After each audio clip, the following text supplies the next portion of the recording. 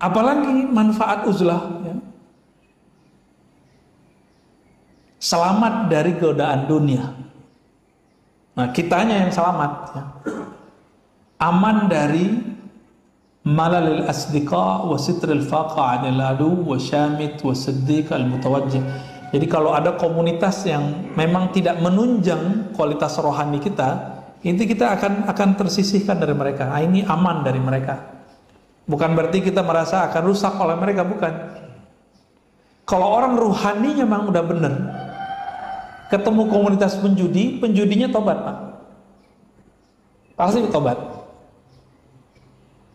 Tapi kalau orang yang di dalamnya nih, dia ustadz, soleh, antum nih jamaah soleh, di dalamnya belum jinak nih, sifat kebinatangannya itu, buasnya.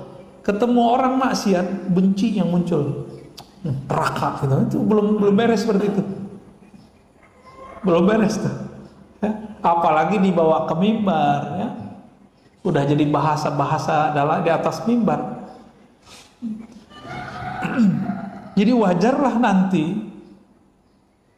jika ada di akhir zaman, di akhirat, ya, bukan akhir zaman lagi, yang pertama dicemplungin neraka itu bukan pemaksiat, tapi guru-guru ngaji, Pak. Kayak kami ini, ya, guru ustad kan. Ya, maka kita doa terus setiap hari, Allahumma ajirna minan nar, ya Allah bebaskan kami dari neraka.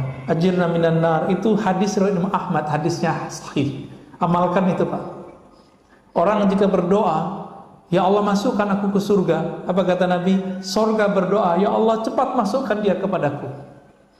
Jika orang berdoa, ya Allah bebaskan aku dari neraka, neraka pun gak mau ketemu kita. Jadi jangan sombong, berdoalah seperti ini setiap hari.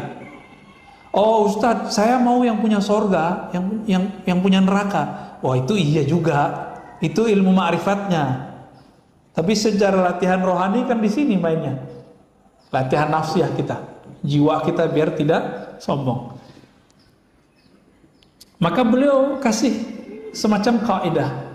Jika ingin kita beruzlah, ada beberapa persyaratan yang harus dilakukan supaya nggak halu, nggak nanti diganggu oleh syaitan.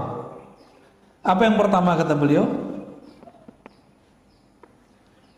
Hendaklah orang yang beruzlah itu yahsul qablaha minal ilmi ma yusahhih bihi aqidat tauhid. Sebelum dia beruzlah, menyepi, menyendiri, hendaklah dia mempunyai ilmu akidah yang dapat meluruskan tauhidnya. Maka dia wajib belajar akidah ahlus sunnah. Bapak tahu kan Lia Eden tadi yang saya cerita, yang aku sekarang katanya Jibril di badannya. Itu si Lia Eden itu solehah dulunya, suka bantu orang, tahajud setiap malam. Tapi dia tidak belajar akidah, cuma belajar wirid-wirid dari ahli kebatinan. Lalu apa yang terjadi pada dia?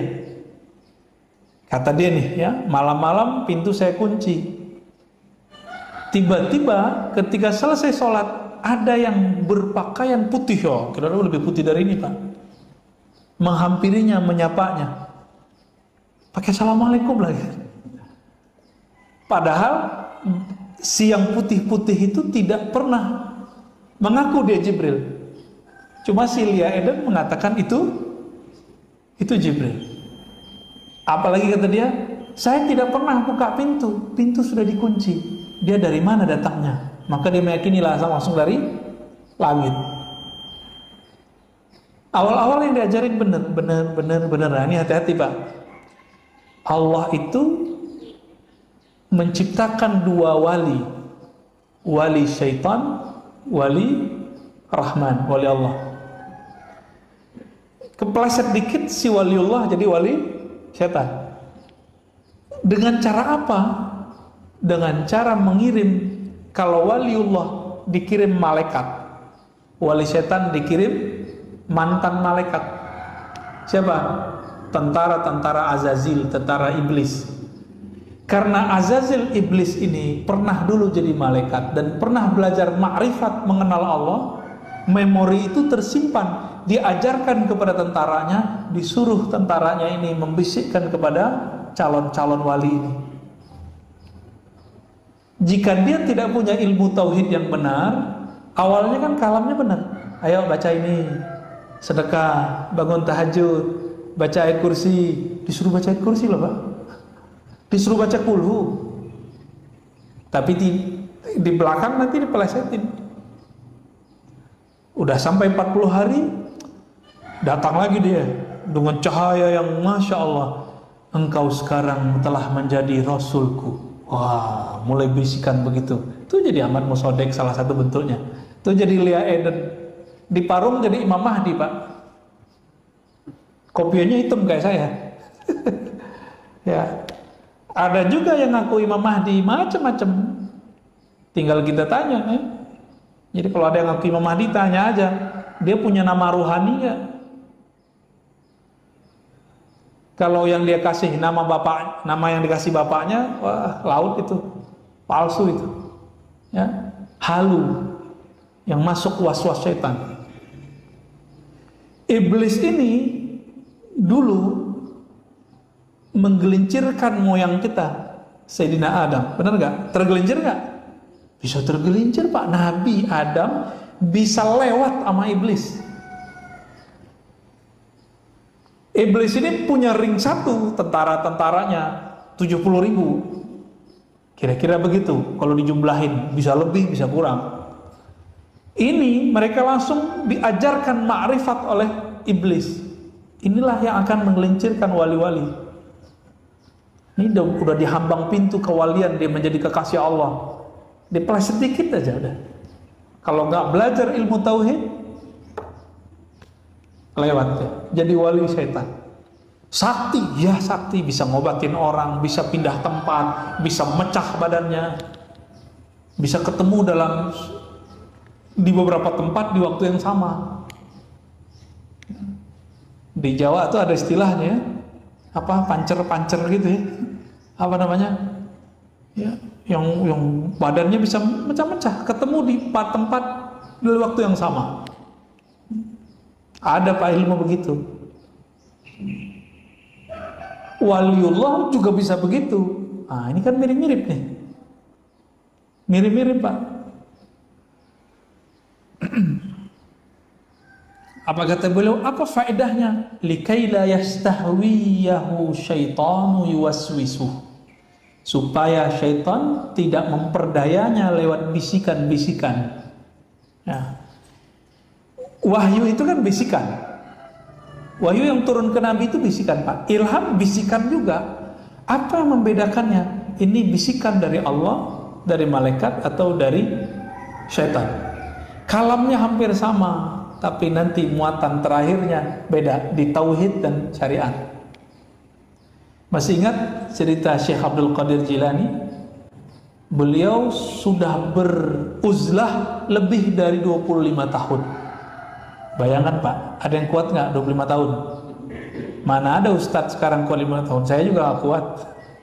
Ya, 25 tahun nggak bergabung dengan manusia, meninggalkan semua, nggak menikah, nggak ngapa-ngapain, cuma zikir menyebut nama Allah, menyebut nama Allah. Nggak boleh terbersit sedikit pun selain Allah, nggak boleh, batal deh. Tiba-tiba di tahun ke-20-an itu datang cahaya yang berlipat-lipat, mirip-mirip seperti yang diilustrasikan dalam surah An-Nur ayat 35.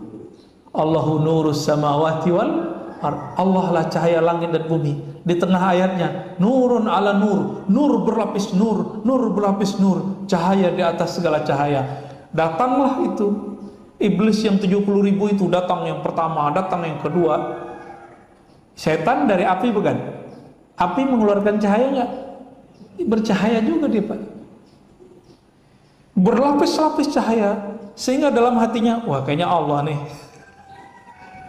Bisa datang nggak? Bisa Pak. Allah mendatangkan cahayanya bisa. Tapi Allah itu bukan zat, cahayanya itu bukan seperti itu.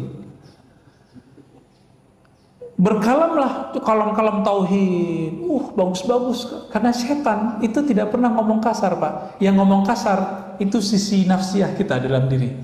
Kalau setan pasti ngomongnya halus. Ayatnya saya sudah bacakan dulu.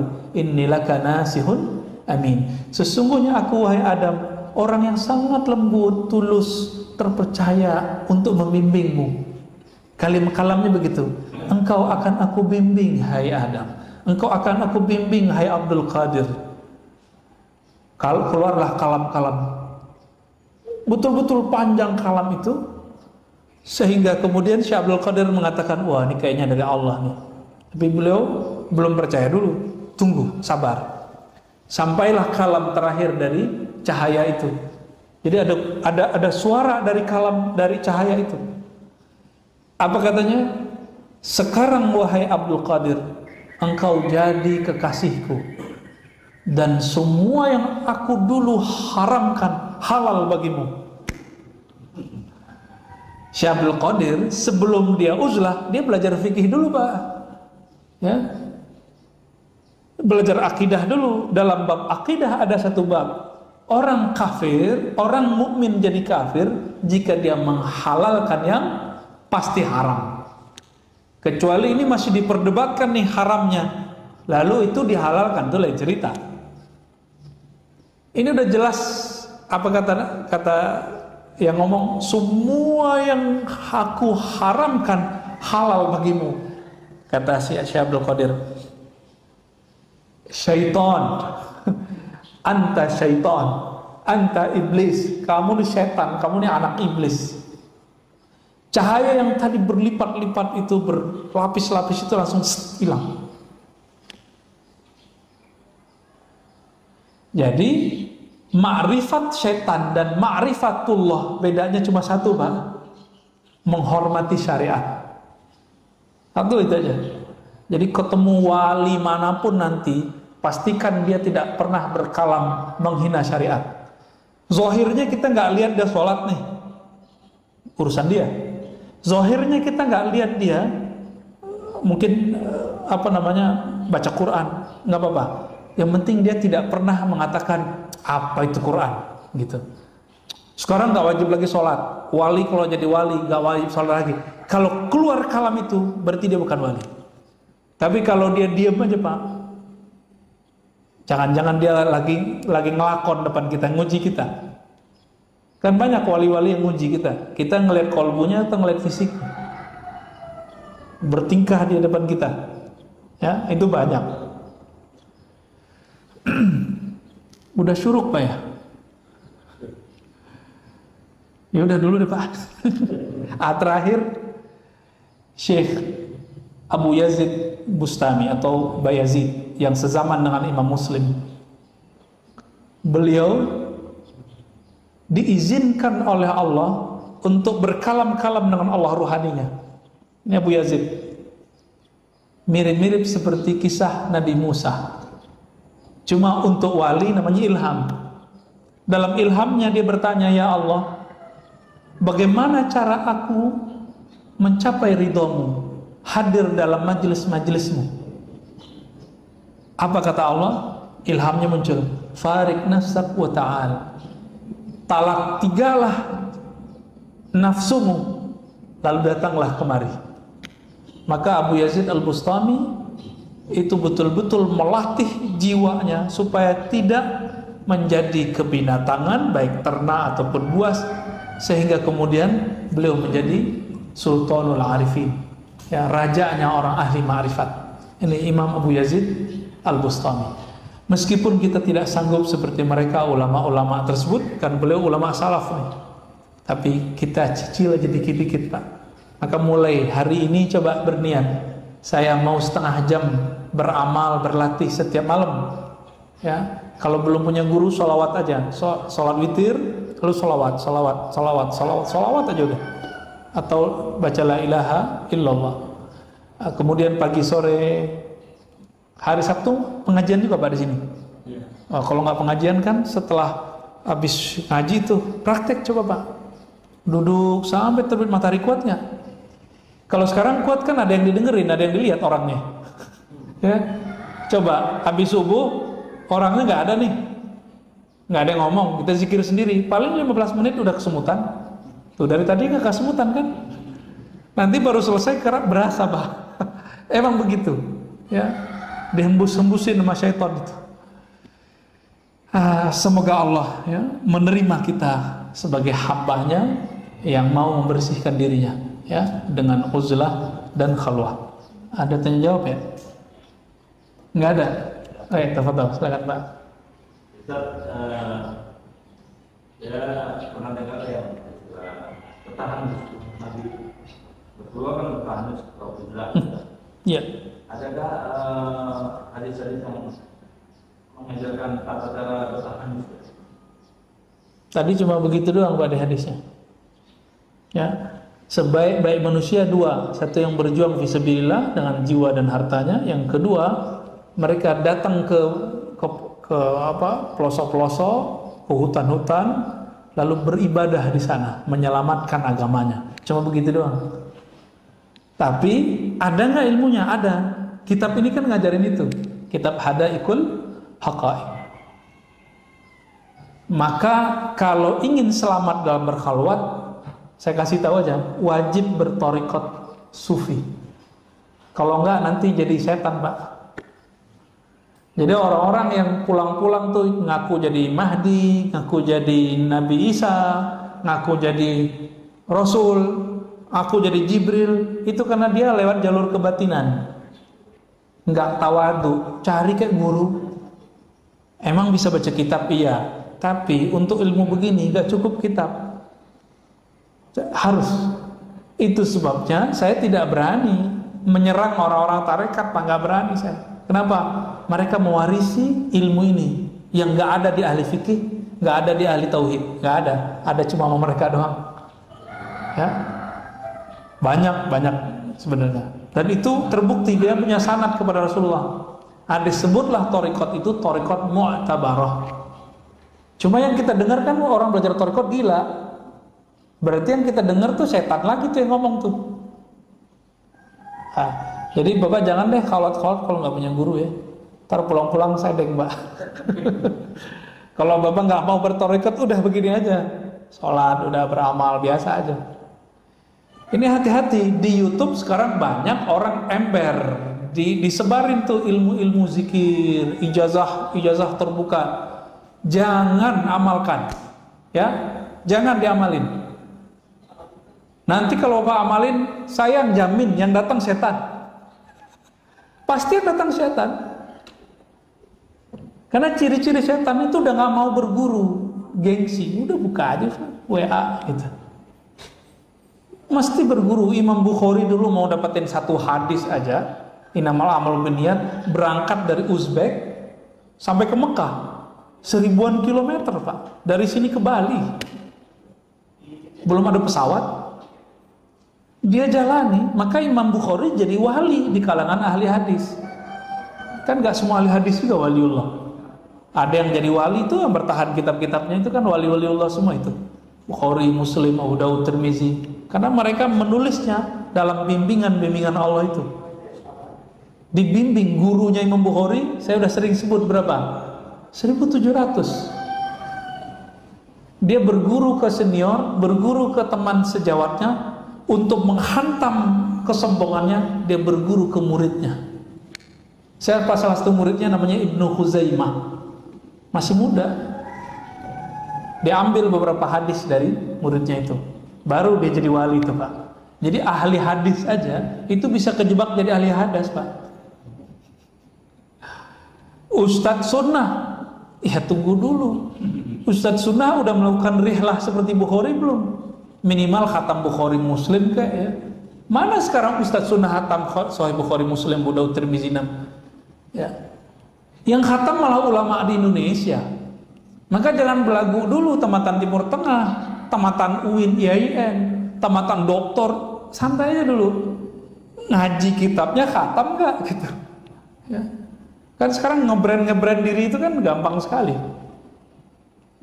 Nah, saya takut dengan branding itu ya, dan saya minta ampun kepada Allah apabila dulu pernah tergoda itu. Ya, nauzubillah min dzalik. Ya, fadhal. Assalamualaikum. Assalamualaikum.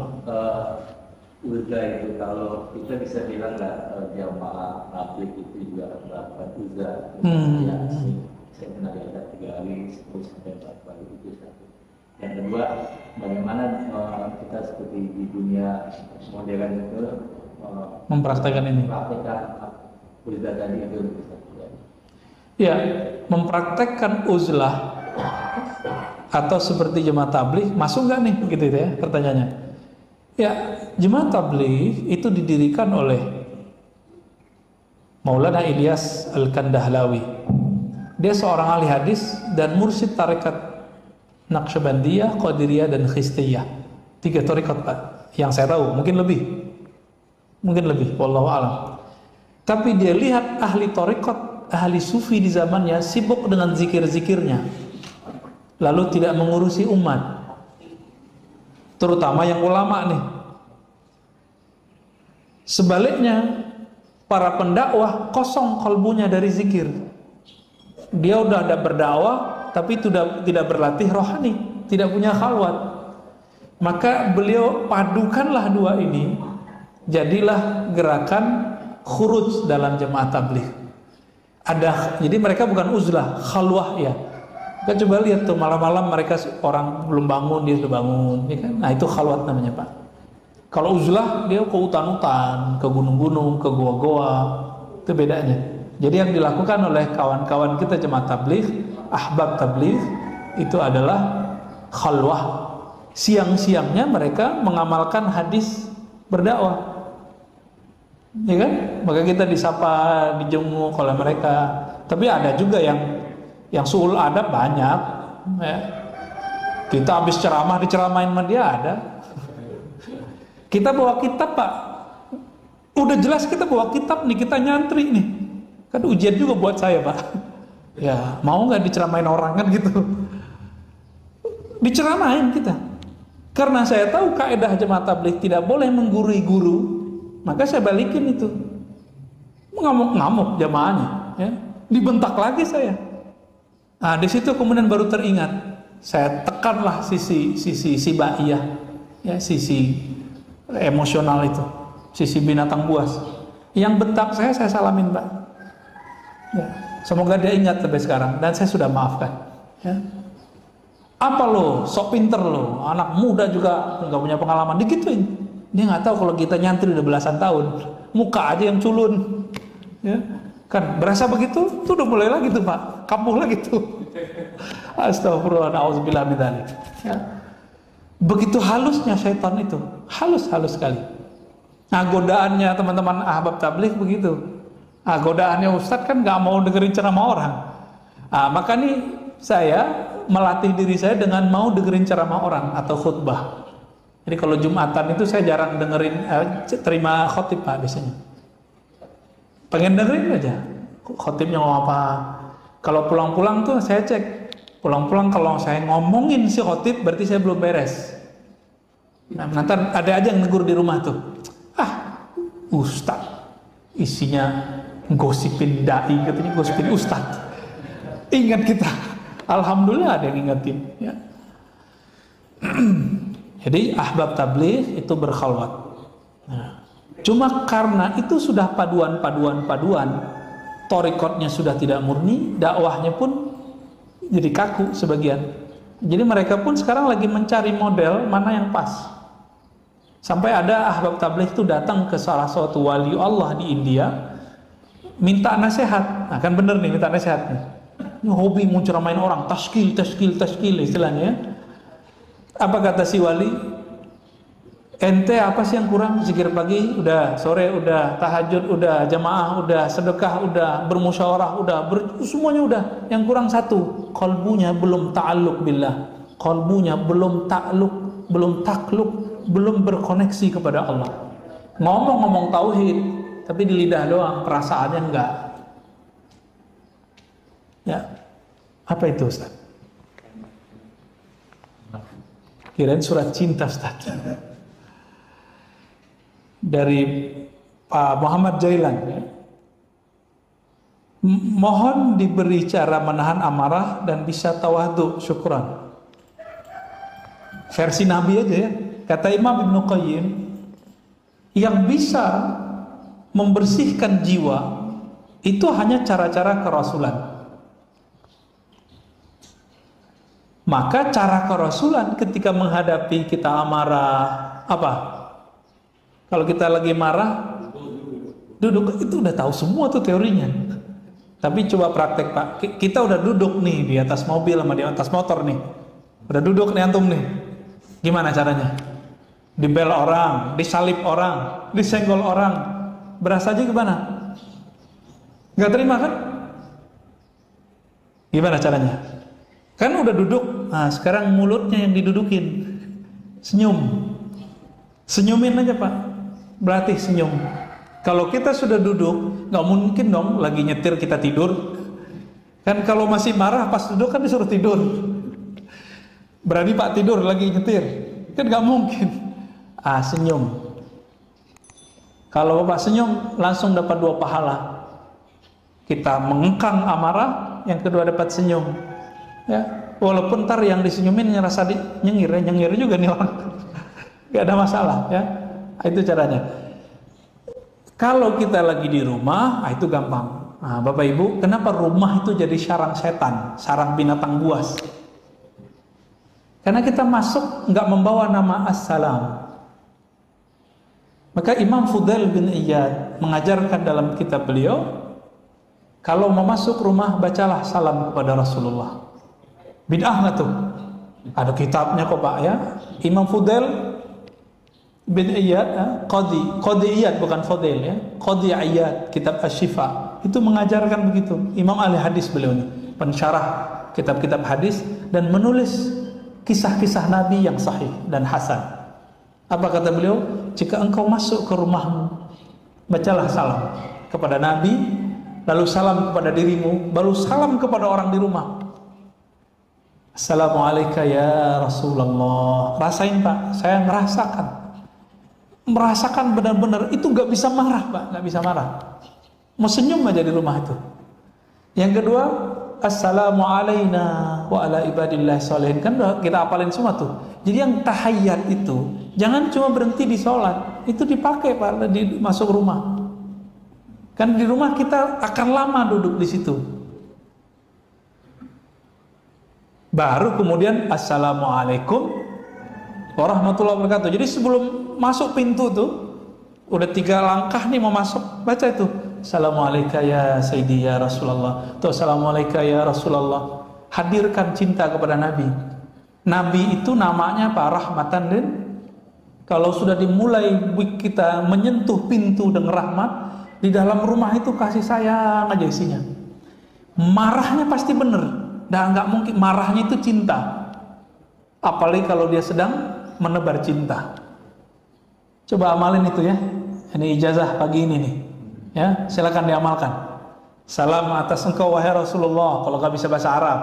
Salam atas kalian. Salam atas kami dan semua hamba Allah. Baru Assalamualaikum warahmatullahi wabarakatuh. Cobain Pak. Kalau ini udah berjalan minimal 3 hari aja. Kita sama dengan mengundang nurnya Nabi masuk ke rumah. Barulah rumah jadi baiti jannati. Kalau enggak baiti mati. Ini Mas Yoga nih. Mohon dijelaskan, seringkali perbuatan dosa yang sudah kita sesali, sudah berjanji kepada Allah tidak mengulanginya, tiba-tiba tanpa direncanakan kita terjatuh kembali.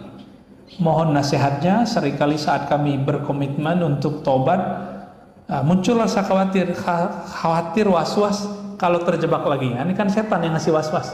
Gak usah tobat, terkantai masih lagi. Yang parahnya yang ngomong Ustadz, tobat cuma sekali. Loh, mana ada dalil begitu Pak? Berarti dia gak paham bahasa Arab. Kenapa gak paham bahasa Arab? Ahli tobat bahasa Arabnya apa? Tawwabin. Nama Allah apa? Tawwab. Apa arti Tawwab? Yang tidak bosan-bosan menerima tobat hambanya, meskipun dosanya sama diulang berkali, itu Tawwab namanya. Maka kita doa setelah wudu, Allahumma ja'alni minat tawwabin. Ya Allah, jadikan aku hamba engkau yang doyan tobat. Itu artinya tobat lagi, besok terjebak tobat lagi. Kita nggak niat maksiat, kita niat tobat. Maka berniatlah setiap hari ingin menjadi hamba yang tobat. Karena pintu makom-makom rohani untuk sampai merasakan hadir bersama Allah, itu pintu pertama yang harus dilewati adalah taubat. Taubat apa namanya? Taubat nasuha. Ada ciri-cirinya, ada nyesel. Maka Nabi mengatakan an-nadamu taubah. Ciri-ciri kamu sudah taubat nasuha, ada penyesalan. Loh kok terjebak lagi? Emang begitu. Makanya Allah sudah kasih lampu hijau di situ. Maka Allah tantang juga nih orang-orang yang merasa dirinya tidak berdosa. Jika kalian tidak merasa berdosa, aku akan ganti kalian menjadi generasi baru yang merasa berdosa, lalu minta ampun kepadaku. Kan kita udah jelaskan di pertemuan kedua di kitab ini bahwa dosa itu terbagi 3. Ada dosa zahir. Mungkin nih Bapak Ibu nggak dosa zahir, tapi mungkin dosa level 2, dosa batin. Pernah gak buruk sangka sama orang? Pernah. Kesel sama orang? Sering. Ya. Marah sama orang? Iri sama orang? Merasa lebih baik sedikit aja dari orang? Udah Pak, dosa aja udah. Dosa batin kelihatan gak? Selama ini kita baru tobat di dosa yang zahir. Kapan kita tobat dari dosa tidak khusyuk sholat? Tuh. Tadi gak ada tuh saya lihat. Berasa loh Pak ya. Orang yang tobat dari tidak khusyuk itu berasa. Ini nggak ada. Sobrullah. Maka benarlah kata Abdullah bin Amr, engkau nanti jika masuk ke masjid, kata Nabi, tidak akan melihat lagi ada orang khusyuk sholat di masjid. Nah, karena kita nggak khusyuk sholat kita ini, maka kita taubat karena tidak khusyuk. Udah, mudah-mudahan Allah terima. Gitu Pak. Jadi abis assalamualaikum kita tobat. Malu baca subhanallah di lidah tapi pikiran kemana-mana. Lidah baca Allahu Akbar tapi hati membesarkan selain Allah. Itu perlu ditobatkan itu Pak. Nggak ngeh selama ini. Nah kalau para nabi level 3, hal-hal yang menurut beliau tidak pantas bagi kita udah keren. Nabi beliau beristighfar setiap hari 70 sampai 100. Kenapa? Karena beliau sempat tertarik dengan cahaya yang meluap-meluap dalam dirinya. Cahaya surga kah? Cahaya mukjizat kah? Innahu la yughanu ala qalbi. Ada cahaya menutupi, menyilaukan kalbuku. Kalau kita bukan cahaya yang menyilaukan Pak, kegelapan yang menutupi. Jadi Nabi dapat kesaktian, dibukakan alam gaib, itu Nabi istighfar dari itu. Kalau kita nyari biar bisa mengakses alam gaib, nggak kuat kita, nggak kuat. Ya. Itu Nabi istighfar dari tidak merasa pantas di hadapan Allah. Jadi Nabi nggak punya dosa. Bagi beliau itu dosa, tapi level 2 dan 1 tadi itu menganggap itu bukan dosa. Ya. Nah, inilah makna Nabi beristighfar. Jadi Nabi tidak berdosa seperti yang dibayangkan oleh sebagian orang. Jadi gimana caranya? Udah niatlah tobat setiap hari dan sesali setiap kali terjadi, kembali segera. Ya. Sama, saya juga begitu, antum sama semua kok. Emang ada jaminan nih, ntar matanya nggak jelalatan? Kan nggak ada. Ada jaminan nih, antum nanti nggak tergoda. Udah nikah nggak tergoda? Pasti semua kita tergoda. Ya. Ngelihat ada orang mobil baru, kebayang apa? Korupsi nih, gitu. Ngeredit nih, agak penting nih ngomong kredit. Kan ngeremehin itu Pak. Itu udah diistighfarin belum? Ya. Baik. Cukup kali ya, udah 6:30. Bapak Saudara makan Allah. Kesimpulan kajian kita pada pagi ini, salah satu pilar para wali Allah, para nabi Allah menjadi kekasih-kekasih Allah, itu mereka menjalani satu perangkat dan latihan rohani yang bernama uzlah, menyendiri.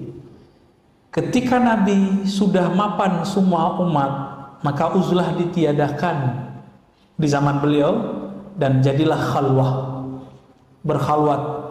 Jadi menyediakan waktu sejenak bersama Allah meskipun di tengah keramaian. Meskipun uzlah yang tadi masih boleh dilakukan sampai saat ini. Semoga kita mengambil khalwatnya Nabi kalau tidak sanggup mengambil uzlahnya Nabi. Ya, wassallallahu ala nabi Muhammad, subhanakallahumma wa bihamdika asyhadu an la ilaha illa anta astaghfiruka wa atubu ilaik. Rabbana atina fid dunya hasanah wa fil akhirati hasanah wa qina adzabannar. Sallallahu alaihi wasallam. Alhamdulillah rabbil alamin. Assalamualaikum warahmatullahi wabarakatuh.